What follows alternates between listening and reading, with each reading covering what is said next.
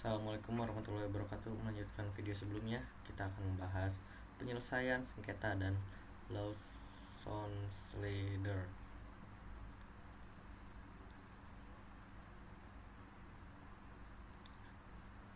Mengapa sengketa terjadi? Akar permasalahan sengketa dispute adalah perselisihan formal antara para pihak dalam kontrak ketika negosiasi atau diskusi formal gagal mencapai kesepakatan. Penyebabnya umum sangat sengketa proyek. Penyebab umum dalam sengketa proyek: ambiguitas kontrak, klausul yang tidak jelas, atau multitafsir mengenai lingkup kerja, spesifikasi atau tanggung jawab.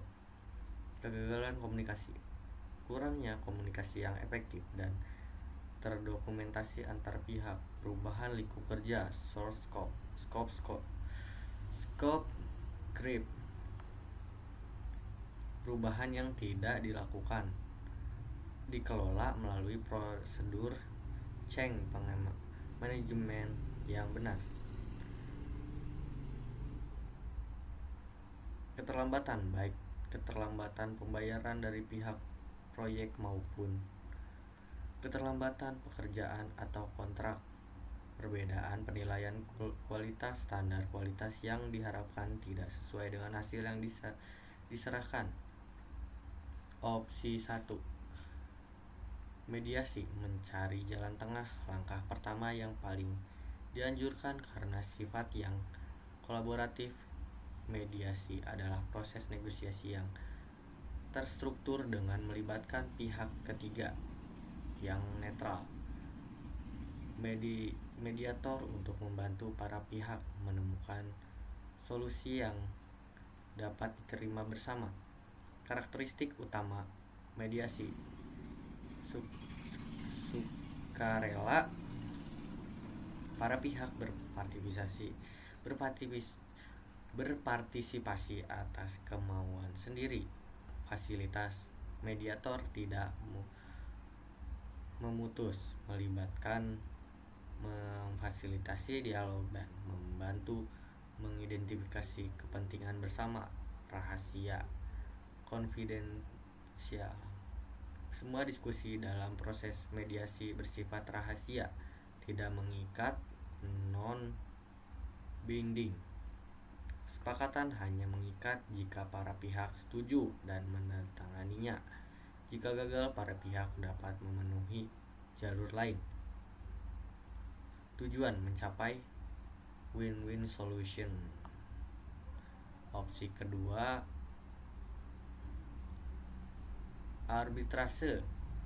Keputusan di luar pengadilan sering menjadi pilihan dalam kontrak konstruksi dan komersial karena lebih cepat dan rahasia daripada pengadilan.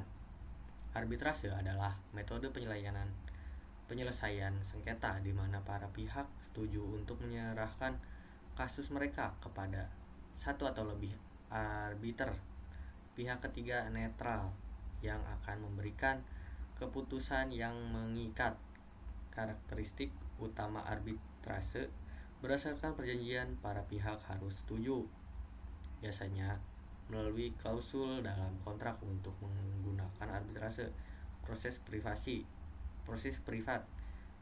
Sidang arbitrase bersifat tertutup dan tidak dipublikasikan. Arbitrase sebagai hakim. Arbitrase dipilih berdasarkan keahliannya dan bertindak sebagai hakim dalam sebuah kasus tersebut. Putusan final dan mengikat. Fine and binding.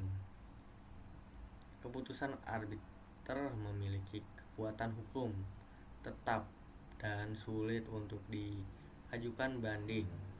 Contoh lembaga: Badan Arbitrase Nasional Indonesia atau biasa disingkat BANI. Opsi ketiga, litigasi jalur pengadilan. Litigasi adalah proses penyelesaian sengketa melalui sistem peradilan formal, pengadilan negeri. Ya biasanya ini jarang diambil ya kalau nggak mentok-mentok amat gitu. Ini biasanya merupakan pilihan terakhir ketika metode lain gagal atau tidak disepakati. Karakteristik utama litigasi: proses formal, terbuka, mengikuti hukum acara yang ketat, dan persidangan terbuka untuk umum. Memakan waktu, biaya, cenderung menjadi proses paling lama dan paling mahal. Hakim ditunjuk oleh negara. Hakim adalah pejabat negara, bukan dipilih oleh para pihak. Adanya upaya hukum lanjutan.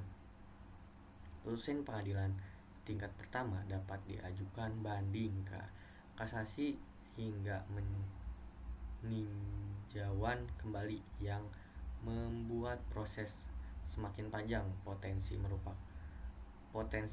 merusak hubungan bisnis. Sifatnya yang konfrontatif, dapat merusak hubungan kerja jangka panjang. Dari konflik menuju peningkatan. Lessons learned. Pentingnya evaluasi pasca proyek. Terlepas dari bagaimana sengketa diselesaikan, setiap proyek, baik yang sukses maupun yang bermasalah, adalah sebuah pembelajaran yang berharga. Lesson learned and proses formal untuk mengidentifikasi, mendokumentasikan, dan menganalisis pengalaman proyek untuk perbaikan di masa depan. Proses dan tujuannya adalah sesi evaluasi, libatkan semua pemangku kepentingan utama. Ajukan pertanyaan kunci pada yang berjalan baik dan harus dipertahankan. Apa yang salah dan menjadi penyebab sengketa masalah? Mengapa masalah itu terjadi? Analisis akar masalah. Dokumentasi hasilnya. Buat laporan lesson learned. Tindak lanjut. Gunakan laporan tersebut untuk memperbaiki template kontrak agar lebih jelas dan kuat. Menyempurnakan prosedur manajemen kontrak, misalnya komunikasi.